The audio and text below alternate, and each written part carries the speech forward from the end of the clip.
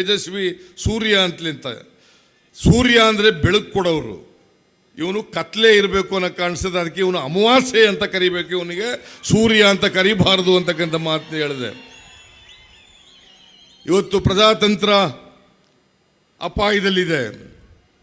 ಎಲ್ಲ ಸಂವಿಧಾನಾತ್ಮಕವಾದಂಥ ಸಂಸ್ಥೆಗಳನ್ನು ಇವತ್ತು ದುರ್ಬಲಗೊಳಿಸ್ತಾ ಇದ್ದಾರೆ, ದುರುಪಯೋಗ ಮಾಡ್ಕೊತಾ ಇದ್ದಾರೆ. ನರೇಂದ್ರ ಮೋದಿ ಯಾವುದಕ್ಕೂ ಕೂಡ ಗೌರವವನ್ನು ಕೊಡ್ತಾ ಇಲ್ಲ. ಅದು ಇನ್ಕಮ್ ಟ್ಯಾಕ್ಸ್ ಡಿಪಾರ್ಟ್ಮೆಂಟ್ ಇರ್ಬೋದು, ಇಡಿ ಇರ್ಬೋದು, CBI ಇರ್ಬೋದು, ರಿಸರ್ವ್ ಬ್ಯಾಂಕ್ ಇರ್ಬೋದು, ನ್ಯಾಯಾಲಯಗಳಿರ್ಬೋದು, ಚುನಾವಣಾ ಆಯೋಗ ಇರಬಹುದು. ಇವೆಲ್ಲವನ್ನು ಕೂಡ ಇವತ್ತು ದುರುಪಯೋಗ ಮಾಡಿಕೊಂಡು ವಿರೋಧ ಪಕ್ಷದವರ ಮೇಲೆ ಅಧಿಕಾರ ದುರುಪಯೋಗ ಮಾಡಿ ವಿರೋಧ ಪಕ್ಷದವರಿಗೆ ತೊಂದರೆಯನ್ನು ಕೊಡ್ತಕ್ಕಂಥ, ಅನ್ಯಾಯವನ್ನು ಮಾಡ್ತಕ್ಕಂಥ ಕೆಲಸವನ್ನು ಮಾಡ್ತಾ ಇದ್ದಾರೆ.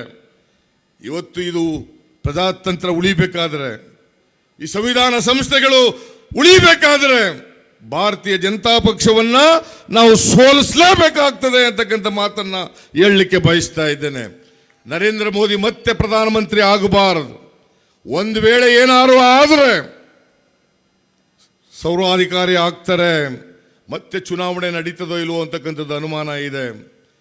ಆದ್ರಿಂದ ಇವತ್ತು ಬಿಜೆಪಿಯನ್ನ ಸೋಲಿಸಿ UPAಯನ್ನು ಗೆಲ್ಲಿಸಬೇಕು. ರಾಹುಲ್ ಗಾಂಧಿ ಅವರು ನುಡಿದಂತೆ ನಡೀತಕ್ಕಂಥ ಒಬ್ಬ ಅಪರೂಪದ ನಾಯಕ ಅಂತಕ್ಕಂಥದನ್ನು ತಿಳ್ಕೋಬೇಕಾಗ್ತದೆ. 5 ರಾಜ್ಯಗಳ ಚುನಾವಣೆ ಆಯಿತು.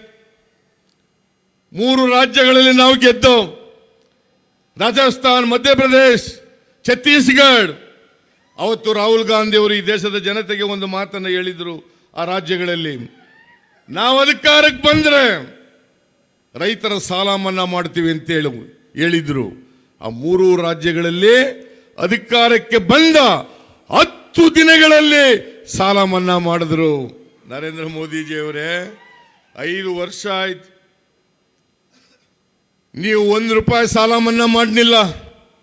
ಇಲ್ಲಿ ಯಡಿಯೂರಪ್ಪ ಮುಖ್ಯಮಂತ್ರಿ ಆಗಿರುವಾಗ 1 ರೂಪಾಯಿ ಸಾಲ ಮನ್ನಾ ಮಾಡಲಿಲ್ಲ. ನಾನು ಮುಖ್ಯಮಂತ್ರಿ ಆಗಿರುವಾಗ 50,000 ರೂಪಾಯಿವರೆಗೆ ಸೊಸೈಟಿಗಳ ಸಾಲ, ಎಲ್ಲ ರೈತರ ಸಾಲ 8,165 ಕೋಟಿ ಮನ್ನಾ ಮಾಡಿದೆ.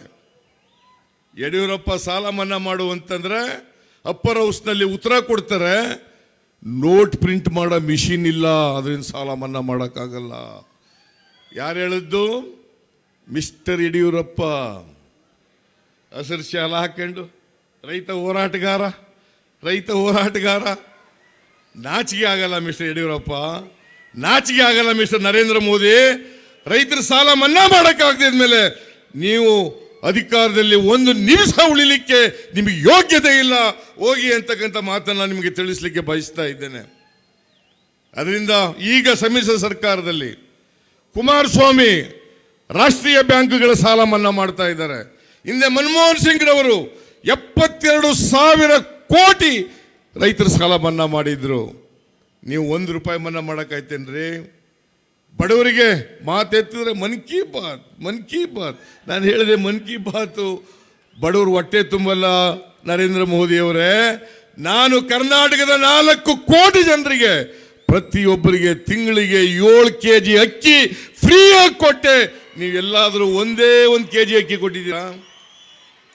ಕರ್ನಾಟಕ ರಾಜ್ಯದಲ್ಲಿ 500 ಇಂದಿರಾ ಕ್ಯಾಂಟೀನ್ಗಳನ್ನು ತೆಗೆದು ಬಡವರು, ಕೂಲಿ ಕಾರ್ಮಿಕರು, ರಿಕ್ಷಾ ಓಡಿಸ್ತಕ್ಕಂಥವರು, ಬೇರೆ ಜಿಲ್ಲೆಗಳಿಂದ ಬರ್ತಕ್ಕಂಥವರು, ಅವರಿಗೆ ಕಡಿಮೆ ದರದಲ್ಲಿ ಟಿಫಿನ್ ಸಿಕ್ಕಬೇಕು, ಊಟ ಸಿಕ್ಕಬೇಕು ಅಂತೇಳಿ ಇಂದಿರಾ ಕ್ಯಾಂಟೀನ್ಗಳನ್ನು ಮಾಡಿದೆ. ನರೇಂದ್ರ ಮೋದಿ ಅವರೇ, ನೀವು ಒಂದೇ 1 ಇಂದಿರಾ ಕ್ಯಾಂಟೀನ್ ಮಾಡಿದ್ದೀರಾ? ಮಾಡಲಿಲ್ಲ. ಬಡವರ ಬಗ್ಗೆ, ಯುವಕರ ಬಗ್ಗೆ, ದಲಿತರ ಬಗ್ಗೆ, ಅಲ್ಪಸಂಖ್ಯಾತರ ಬಗ್ಗೆ ನರೇಂದ್ರ ಮೋದಿ ಅವರಿಗೆ ಕಾಳಜಿ ಇಲ್ಲ. ಸಾಮಾಜಿಕ ನ್ಯಾಯದ ಬಗ್ಗೆ ಬದ್ಧತೆ ಇಲ್ಲ. ಆದ್ದರಿಂದ ನಾನು ಎಲ್ಲ ಜನರಲ್ಲಿ ಕೈ ಜೋಡಿಸಿ ಪ್ರಾರ್ಥನೆಯನ್ನು ಮಾಡ್ತೇನೆ.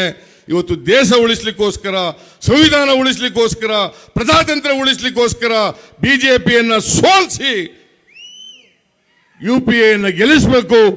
ಈ ಬಾರಿ ರಾಹುಲ್ ಗಾಂಧಿ ಅವರು ಪ್ರಧಾನಮಂತ್ರಿ ಆಗಲಿಕ್ಕೆ ತಾವೆಲ್ಲರೂ ಕೂಡ ಕೈ ಜೋಡಿಸಬೇಕು ಅಂತೇಳಿ ತಮ್ಮಲ್ಲಿ ಕಳಕಳಿಯಿಂದ ಪ್ರಾರ್ಥನೆ ಮಾಡಿ ನಿಮ್ಮೆಲ್ಲರಿಗೂ ನಮಸ್ಕಾರ ಮಾಡಿ if you like this video ಬೇಗ ಲೈಕ್ ಮಾಡಿ, ಕಮೆಂಟ್ ಮಾಡಿ, ಶೇರ್ ಮಾಡಿ ಹಾಗೂ ಅಲೋ ಟಿವಿ ಕನ್ನಡ